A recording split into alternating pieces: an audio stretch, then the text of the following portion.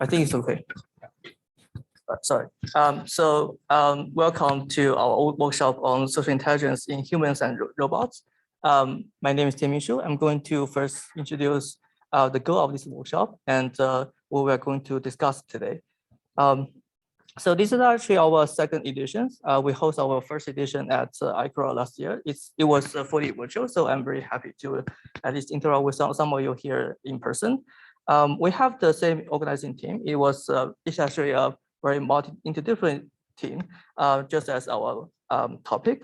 And specifically, there are three of us will be in person. So if you're here in person, have any question about the workshop, just reach to me or Chavia or Andrea there. So why do we have this workshop? Well, like many people in AI, myself and imagine many of you will imagine the future of AI, where AI system will live with us and help us in many different ways. So this could be your drivers, your assistants, your coworkers, or even your teachers. However, we are still far away from that future. And why is that? Well, currently we may have this ability to create systems that can detect objects, track human processes, or have the ability to build robots that have amazing human-like physical abilities. But there's still a missing ingredient here, which is social intelligence. So what is social intelligence? Here I'm going to show a video of 18-month-old child trying to help another person. And this shows that how humans actually can understand other people and interact with other people in rich and complex ways. And this is a video from a very famous social cognition study by William and Tom Salo in 2006. So from this video, you can actually see that although this child has never encountered this situation before, he could infer the goal of this adult and identify the difficulties the adult had in reaching the goal and figure out the best way to help this adult. So how we can actually engineer such a human level social intelligence? Well, there's certainly many ways people have proposed. And I'm going to show one example, which is kind of representative example of a very popular kind of way to build social intelligence nowadays.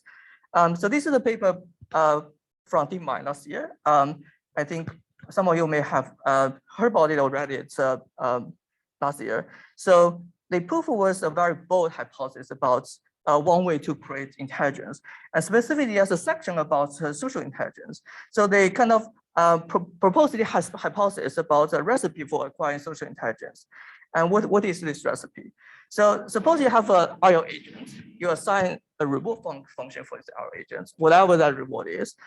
You put this IO agent in an environment with multiple agents. And this IO agent must interact with all these other different agents in this environment. And you try to train IO policy so that this agent can successfully interact with all the other agents, maximize its reward. And if you can do that, they claim that social intelligence will naturally emerge from this IO training. Well, is that true? Well, we asked this question to our panelists last year, and there's a consensus among them, which is, although reward is very important, it's not everything you need. And certainly, yes, some aspect of social intelligence may not be easily learned from model-free IO. So think about how we can learn an IO policy to help these agents, help these adults. So you can put a robot in this environment, replace a child with a robot, and ask the robot to interact with this human for multiple times. And then finally, maybe you can train a helping policy, which is opening up this cabinet and help the adult to put the books in the cabinet. However, there's some questions, there's some problems behind this kind of design. So first, interaction with humans will be very expensive and sometimes could be unsafe. And systems trained this way typically would have difficulties in generalizing to unseen scenarios. So say we train this agent to help these adults in this specific scenario. But in different situations, the helping policy will be very different. So for example, in this video, you'll see in order to help these adults, the child needs to pick up the object and hand over this object to adults. So this is actually a very different kind of policy compared to the left scenarios. And systems typically in this new situation will be retrained. But children do not need to do that. They can do zero-shot generalization for helping behaviors. So if we want to build AI systems or robots that can have similar kind of zero-shot generalization abilities for social interactions, then maybe we should look at how human intelligence works. Hence the theme of this workshop. So we want to look at social intelligence in both humans and robots. And specifically for humans, people have tried to study the traits of human social intelligence and how that social intelligence develops through our infancy, but also through our adulthood. And for social intelligence in robots, we have tried to build models to understand other people, interact with other people in rich and complex ways, and try to study the role of learning for machine social intelligence. So in this workshop, we'll look at two separate fields individually, but also more importantly, we want to look at the intersection between these two fields and ask questions such as, can human social intelligence inspire the engineering of social robots? Can the advances in robotics help the study of human social intelligence? And can we actually prepare ourselves for the future of robotics, where robots may eventually live with us? So for that, I'm very delighted to introduce our speakers today.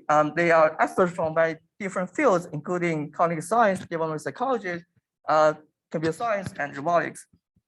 They will discuss their own research in their respective fields, but also we'll have interdisciplinary conversation among them at the end of the workshop during our panel session. All right, so we also want to invite more kind of broader input from the community. So in addition to the speakers, we also have contributed papers. So this year we accepted 14 contributed papers, including 4 spotlight talks and 10 lightning talks. You will hear about them from the authors today. And they are from 15 institutes. And we are very delighted to see that they are actually very highly interdisciplinary. So in addition to the robotics and AI papers, we also have 6 calci papers and 1 neuroscience paper. And they cover actually quite wide range of topics. And we are particularly happy to see some new topics from this year compared to last year. So for example, there's a paper talking about moral judgment. For the same topic, we also see very different kind of methodologies proposed by the papers. So for example, to engineer machine-theory minds, there are model-based Bayesian methodologies, but also their papers study the emergence of theory mind through model-free IO training. Okay, so to review the papers, we invited 18 reviewers, and we adopt the double-blind submission policies. Each paper received at least 2 reviews, and spotlight papers were selected based on top average scores and also the topics. We want to thank our reviewers for their very insightful suggestions and comments for the papers. Here I'm going to just very briefly review the program. So we have 3 invited talks in the morning. Each talk will be 30 minutes and followed by 5 minutes Q&A. And then we have our contributor talks. After the lunch break, we'll have 3 more invited talks and also the rest of the contributor talks. And we'll have our panel sessions. At the end of the program, we'll have post sessions. So for the in-person portion, it will be on the first floor of this building. For the virtual portion, it will be on Gallatin. All right, so kind of very important information for presenters. You join the Zoom, you don't need to connect to the projectors, and you can mute yourself, but you can use this microphone. For remote audience, please stay muted, and you can ask questions on the Zoom chat. You can also submit your questions on the Slido. You can find the link on the website for panel discussions throughout the day. That's it. So